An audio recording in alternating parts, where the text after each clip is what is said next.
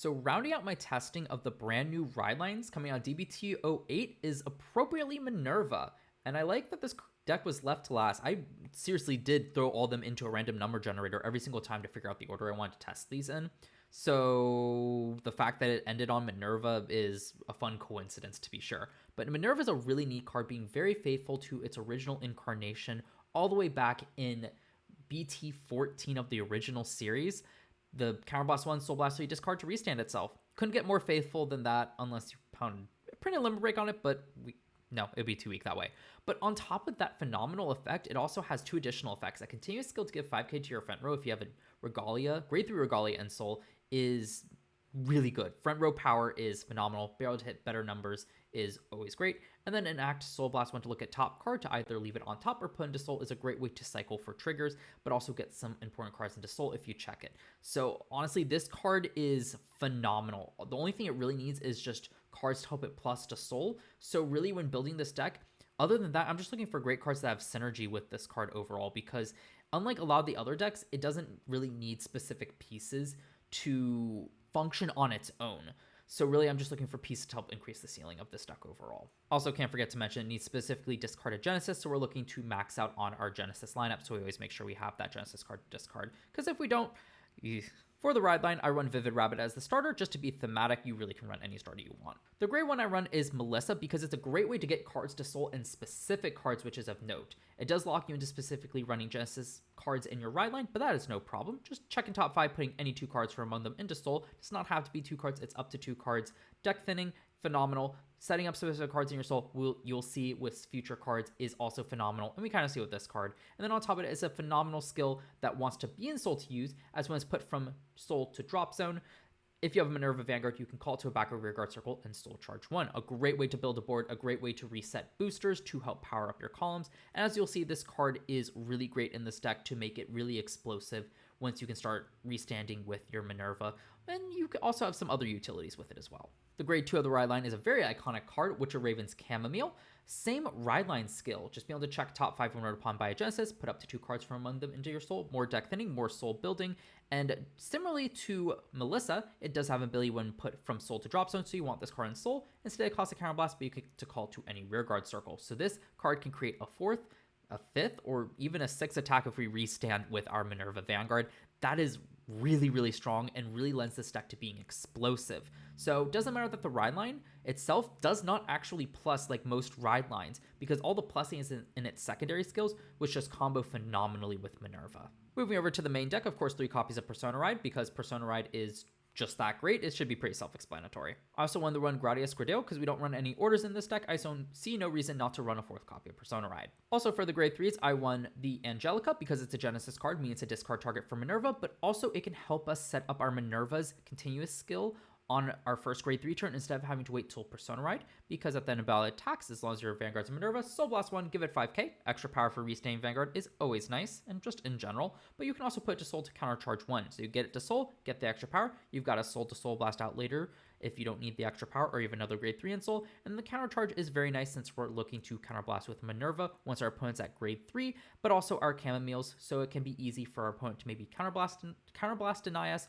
or maybe just need counterblast in a pinch if we're already at 5 damage and used it all last turn, just need an extra restand. This card is phenomenal for that. Back to the grade 2s, of course, 3 additional copies of Chamomile. We want to see as many of this into Soul, because of course if we're using Minerva's skill, we're wanting to Soul Blast out Chamomile to call out.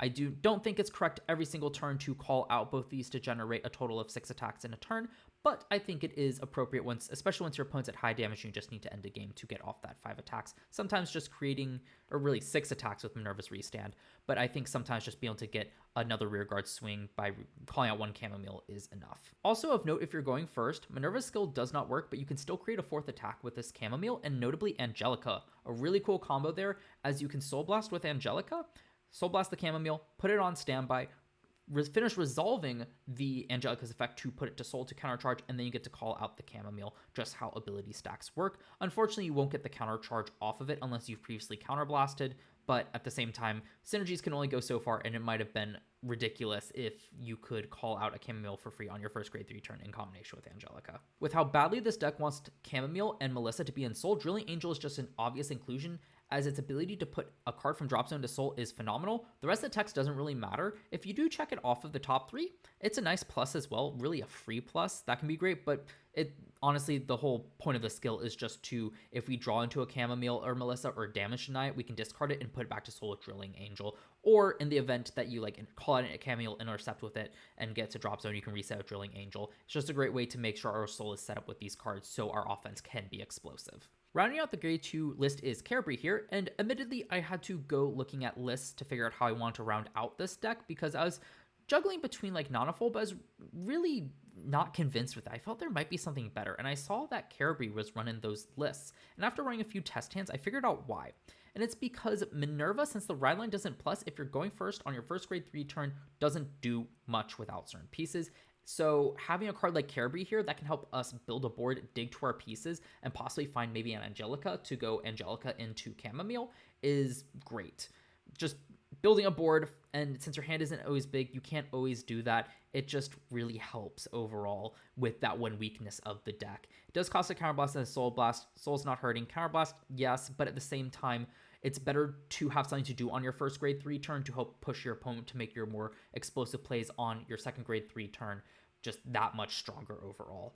So honestly, I think this is a perfect inclusion into the deck. Moving over to the grade 1s, of course 3 Melissa for the same reason as Chamomile. We just want to see these into soul to be able to create big columns, cycle some more soul, and another Genesis card to be able to discard with Minerva's effect. Also run 3 of the Apple Witch Cider because it is another Genesis card that also has some really great effects. The ability to bounce itself back to hand once you're on Minerva after it boosts is phenomenal, giving you an easy card that you can call down, make good numbers, and then bounce back to hand to discard with the Minerva skill.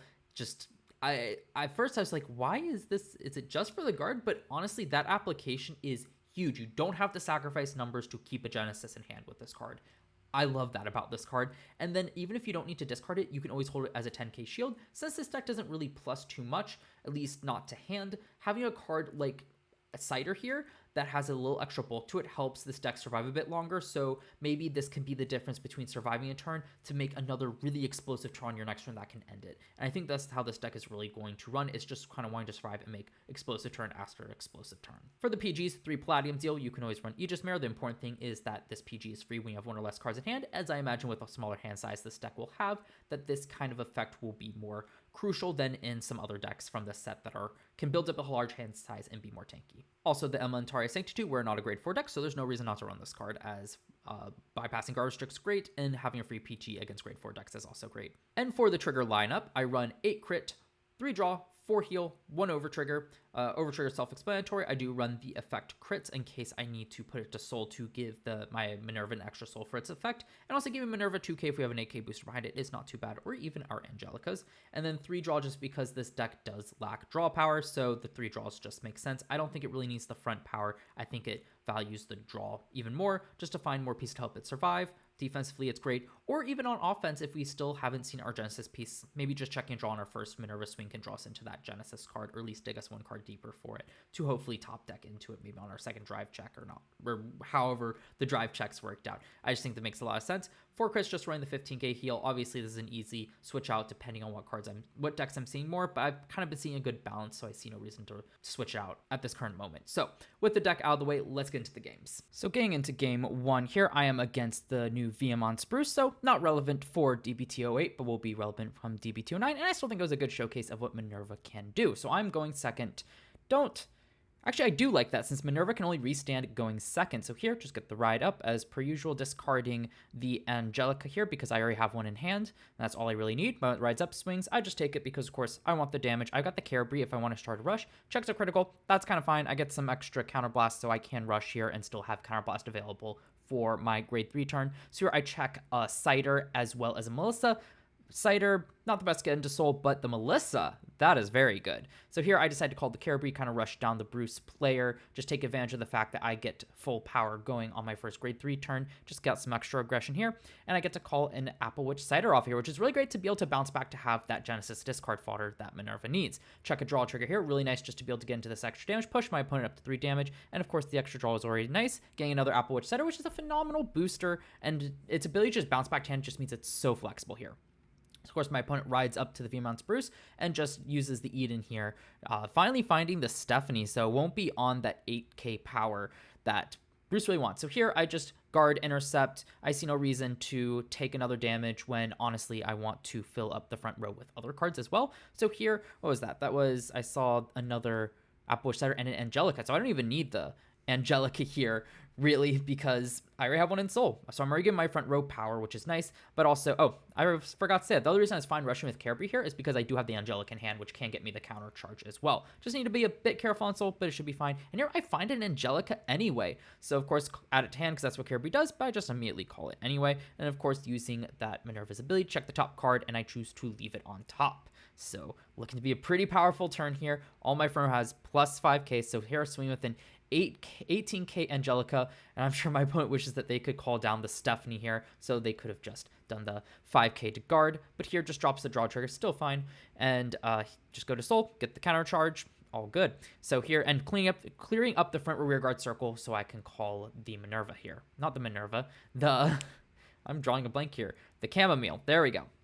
Crit trigger is really nice. I give the power to rear guard because my opponent's taking it and my Vanguard already has a decent power as well. I think it's arguable that I should have given it to the Vanguard in hindsight, but it is fine nonetheless in this scenario, but I do think it's a fair argument to take. I discard the Angelica because I don't think I'll need it, and I just, that was the other reason I gave the power, because I had the triple Melissa anyway, and of course Soul Charge, because I've been using a lot of Soul with these Carefrees, so I want to try to keep up on Soul as well. So just really powerful slew, especially since my opponent didn't check any defensive triggers here. I'm even more comfortable just kind of rushing here, forcing as much guard out as possible, and here my opponent wants to pass, and that is that for this game here. So the real rush really did help here. And looking at my opponent's hand, didn't have the Jamils online, but definitely could have guarded that one a bit better. But to be fair, it was a single drive check, and my opponent really didn't want to overcommit and still wanted to be able to push back. So I don't think it's necessarily the worst thing that my opponent could have done, just kind of banking on the fact that it was a trigger and such, but you could still make the argument that should have just guarded that, but we won't know since which one would have been better without having to go back and seeing if my opponent had guarded better. But still, I think important notes to ponder and debate as well. But that was just the first game of this match. So let's get into game 2. So going into game 2, my opponent chooses for me to go first, just so they shut down the Minerva's ability. Understandable after the last turn rush down. And I think that game really showed off the power of like Minerva, the explosivity of it on turn 1, and just how good the individual pieces are at like building a board and the different aspects of it. So going first will be interesting to show off more how can Minerva kind of grind out a game over a few turns. So here, of course, my opponent, I ride up to my Melissa, discarding the Carefree because I already have one. My opponent rides up and unfortunately check the Chamomile here. Don't love to see it, but hey, Persona ride, that's really nice. And here I discard the Drilling Angel just because I kind of want the Carefree, I want the Angelica, I want the Apple Witch Cider, and I can find my Drilling Angels for later. Really, I only want them for later because right now the only thing I would be if I healed the Chamomile. That's it. So my opponent guards the attack here, taking advantage of being able to drop that 15k shield, I believe is what they dropped. And yeah, here I just take the damage because, of course, I still want the damage for stuff like Carefree and also deny my opponent's heals, but also get my own. So here I find a Drilling Angel and a Cider. So unfortunately, not the kind of targets I really want, but I was also still fine getting the Drilling Angel because I still have some insult, and really it's only safe for late game. And against this matchup, I don't really want to play too long, so I kind of just want to make sure I get the best quality cards. And speaking of good quality cards, call the Apple Witch Cider here is really nice. Get to call the Angelica down, and I can just call these Apple Witch Ciders out, no problem, since I can add them back to hand, no problem. Of course, using Minerva's ability, leaving the card on top. So my first swing's only going to be 13k. Be nice if it was 18k, but hey, I can throw the Angelica in Soul, get back the Soul from the Carefree, and continue. And I wonder if I do it here, because there's a really neat interaction. I do not do it here, but I could have opted to Soul Blast the Chamomile and get an extra attack in. I just didn't really want to do it because my opponent hasn't been taking damage yet, so of course they might check a defensive trigger, and I kind of just want to leave the Angelica on board. Even though I could countercharge here, it's still just a nice attacker and can give my Vanguard power. I think in hindsight, I should have put it to Soul at least and got the countercharge, because now I have a Drilling Angel in hand that I might want to call out later, or there might be other call targets, but I don't think it's necessarily wrong to leave up the Angelica overall. And I think I just opted that the attack is just better than the 5k, but I do think in hindsight I should have put it into Soul overall, but that's not what I did. So moving on from that, my opponent, of course, doing what Bruce does best, got the Jamil, was able to build a board, but unfortunately still hasn't found a Stephanie, and this is really hurting, and I think that's going to be the biggest thing for Viamon's Bruce. If they find Stephanie, awesome. If they don't, it's going to be a bit rough. So of course I choose to take this one because I want to guard the Eden regardless because of the 2 damage, and if I check a crit trigger, it just means more defense to help me guard it. So just well, no, this one, yeah, I just take it and I just nice off. So not loving that I've been pushed up so far, but nothing I can do about it now. Probably could have optimized my guard pattern a little bit more just so I have a bit more leeway, but hey, at least my opponent's not going to be able to check heals that are going to be denied, and I get a chance to heal with my 3 drive checks this turn. So of course, calling down the Actual Witch Ciders, and I think I opt not to use the Carabri. I'm trying to think of this. Yeah, this was the one I had in hand because of where my soul's at right now.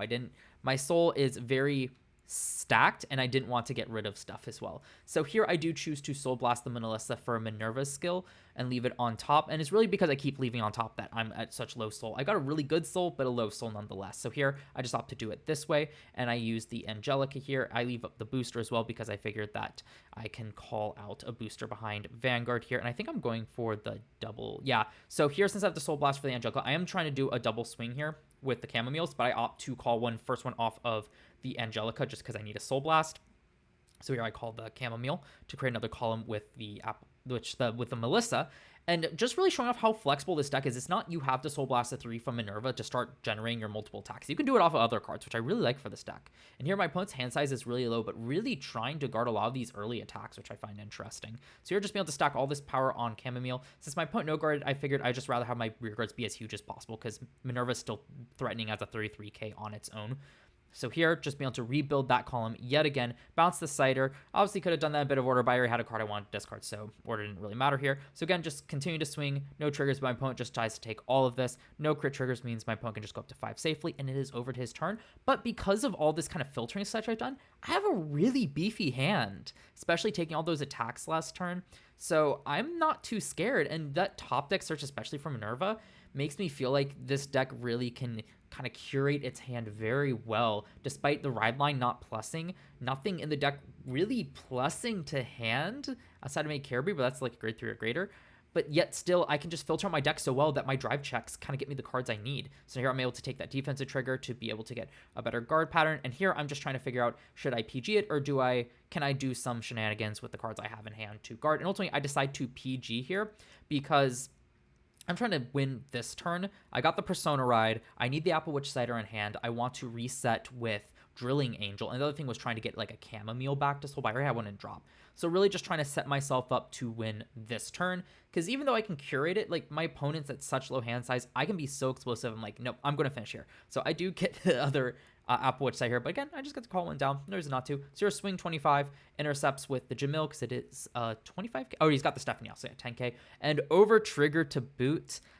I'm curious if I still would have won here without Overtrigger, but Overtrigger kind of spells the end of it since my opponent doesn't have a PG. I think my opponent would have been able to survive if they didn't have an Overtrigger here. And we'll see. So, of course, just doing the usual pattern and such. Swinging for 33k. Drop. Yep. Does that is enough. A bit of an overguard by the looks. Oh, he overguarded because I have drive checks on all of them. That's why. So, yep. Can no pass it. And here I'm just like, oh, he has the PG. He's been setting up for it. But no, he does not. And I'm like, oh, I thought you had the PG there. It was a really fun match. Like, shout out to my opponent. Seemed like a really cool dude. Just down for a match, having some fun. So, I think he would have been able to survive if I hadn't checked Overtrigger there because he overguarded due to drive checks. So, and then the Overtrigger power wouldn't have been as much. So this might have been a very different game as well because I have a decent hand, but like, and extra shield from the Cider, but I don't have any PGs. So this might have been a very different game if he had been able to survive to the next turn. So fun things to see there as well. But most importantly, while I do definitely think that I could have played more optimally looking back on this game, more optimized attack patterns, I think this showed off what I want to with Minerva. So unlike the other deck testing I did where I kind of made recommended changes, honestly, for this list, when it came out to write out the deck list, I didn't really have any ideas, so I did look up deck lists just to see and saw like the Carabris there. And it really just kind of feels like you throw all the Genesis cards in here because they're all good in their own right for sure. And then just throw in whatever you need to round out your deck list. I really think Carabri's the best here, especially since the ride line doesn't plus. And you've got a really good deck. It feels really powerful. Minerva does a lot. And really it's just, can you get your Melissas and more importantly your Chamomiles into Soul is where I think this deck's limit is, what limits its ceiling and its floor and such. But even then, we still have Drilling Angel to kind of get cards in there. So overall, like, this is a really solid deck. I don't think you really need to change much. Really think it just for the most part builds itself. And yeah, you can just build it and just start playing, having a blast. I think it's a lot of fun.